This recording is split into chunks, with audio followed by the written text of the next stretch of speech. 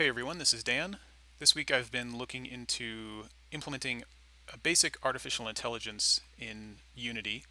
This is not a advanced machine learning kind of thing. It's a implementation of what's known as a finite state machine, where an enemy will be in one state and transition to other states if they detect certain things have happened, such as an enemy in a patrol state is on the lookout for the player, and if they see the player, they'll move into another state like attacking or pursuing. So what we have here is a test level that I've put together to demonstrate some of the AI functionality that I've been playing with, and I've implemented two different types of AI enemies in this level. We have what's known as the Hunter AI, and the Hunter is a soldier that's carrying a gun and is programmed to patrol around his area and look for the player, and if he spots the player, he will start shooting at the player. And if the player tries to run away, he'll pursue the player up to the point that he last saw the player. And if he can still see the player, he keeps shooting, and if the player manages to get far enough away, then he'll give up. The other AI we have here is the Sentinel AI. That's the closer one that we can see on the minimap there. And that AI doesn't have any weapons, but they have a better visibility than the hunters. They see in a wider range, and if they do see the player, they'll let the closest hunter know where the player is, and the hunter will come running.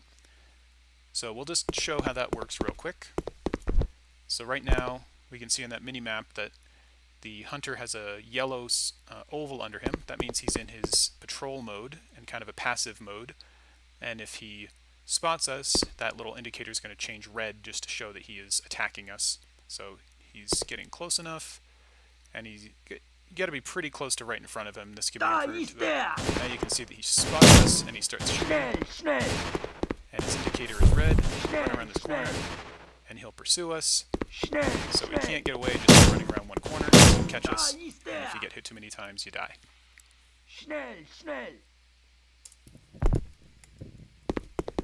So we can escape from the hunter if we kind of run around a corner and then run around another corner while he's still looking for us, and I'll show that if I run by him. He's after us. If I just stay here, he's going to come around the corner and find me. But if I get far enough away, we can see in the mini-map, he kind of went to where he last saw me, and then he gave up because he can't see me anymore. So not the most intelligent AI out there, but it works for what he's trying to do. So the other AI we have here, let's start over here. The other AI is that Sentinel, and we'll just go take a look at what he does. So again, he doesn't attack, but if he spots me, and he's better at finding or seeing the player than the other guy, if he spots me, now he's kind of alerted the hunter. We can see the hunter just comes around the corner. And now the hunter knows where I am, and now I have to dodge the hunter. So we'll see again that hunter kind of went to where he last saw me. And then he can't see me now, so he goes back to his patrol route. But saw me again in the process. Okay, so that's kind of how this works. And getting to the end, you can kind of just charge your way through. This isn't a very interesting or exciting game, because you can just kind of like rush through and try to dodge the bullets. But if you try to get through to the end, that's what we'll try to do without getting spotted. We can see we have another Sentinel up ahead. We'll jump over this gap here.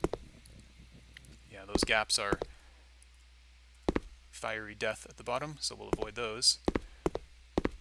And we can see that we've got a Sentinel on the mini-map there to the right, and then a soldier doing his patrol route over there. So we'll try to sneak by while the Sentinel's got his back turned to us.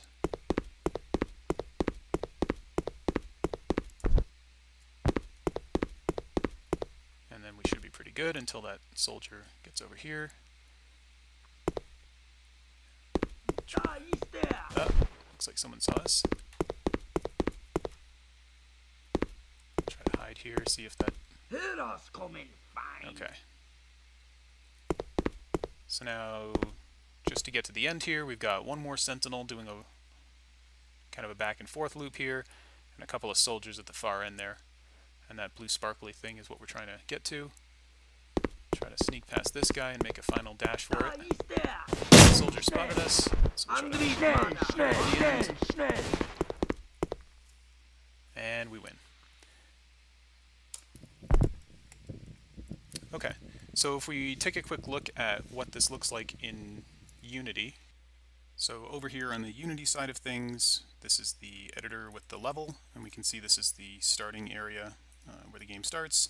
The player starts here in this blue circle, and then we see a couple of the patrol routes that the hunter was taking, these waypoints here, and this set of waypoints here that the sentinel was taking, walking in this kind of 4-point area.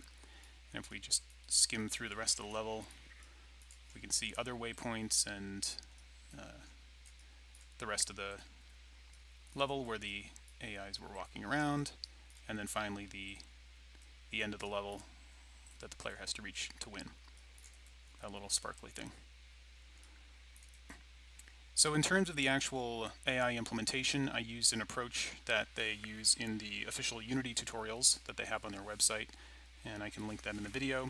But it's basically the same kind of concept of implementing a pretty simple finite state machine using what's known as scriptable objects to control the different states, which actions are taken when you're in a state, and the decisions that the AI will make while in each state to decide if they should move into another state.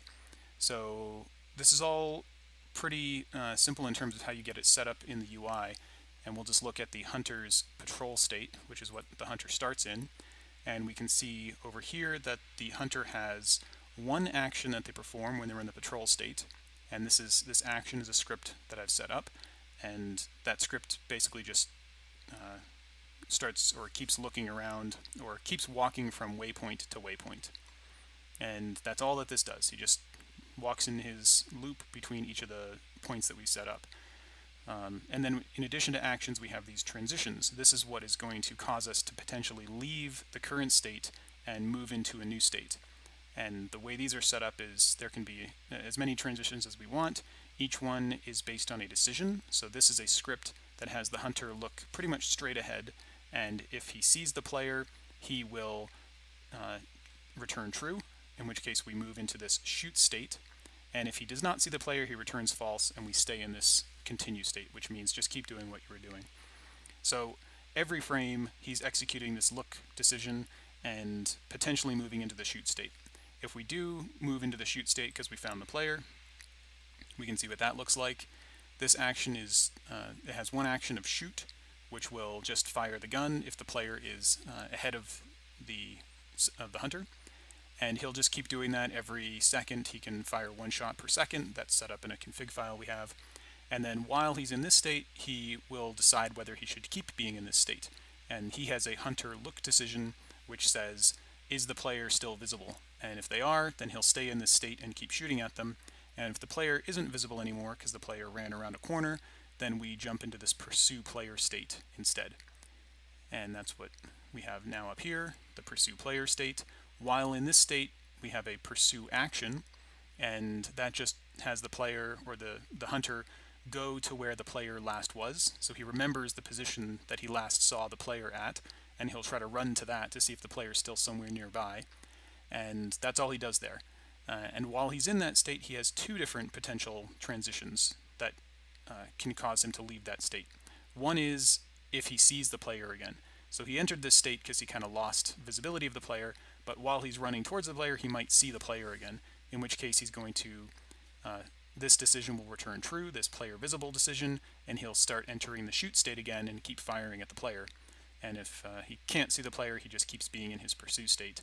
The other thing that he can do is, if he gets to the point where he last saw the player and he still hasn't seen the player because of this earlier decision, then this will cause him to give up and go into the patrol state. So this is this decision decides that he's reached the point that he was trying to get to, and once he gets to that point, he goes back to the patrol state. So all of this is a pretty, the cycle that this creates is a pretty interesting one, where the player has to kind of go out of their way to hide from the hunter. The Sentinels states are simpler than that. The Sentinel has a patrol state just like the Hunter, and he has a different look decision that makes it easier for him to see the player. He can see kind of in an arc in front of him instead of just a straight line like the Hunter. And if he does see the player, he goes into his alarm state. And the alarm state runs the alarm action, which is the thing that tells the nearby Hunter to come over here and shoot at the player. And while he's in that state, if he keeps seeing the player, he'll stay in that state. And if he can't see the player anymore, he goes back to his patrol state. So much simpler loop for this guy. He kind of just goes between these two states as long as he can see the player. And yeah, that's about it. The rest of these actions and decisions are just code that deal with looking forward and seeing if the player is there, and doing certain things like shooting or using the Unity nav mesh system to cause the enemy to run from one point to another. So all of the movement that gets taken by any of the enemies in this is all using the nav mesh system, which is Unity's navigation implementation, to kind of take the most optimal or the shortest path between two different points. Okay. Thanks, everyone. We'll see you next time.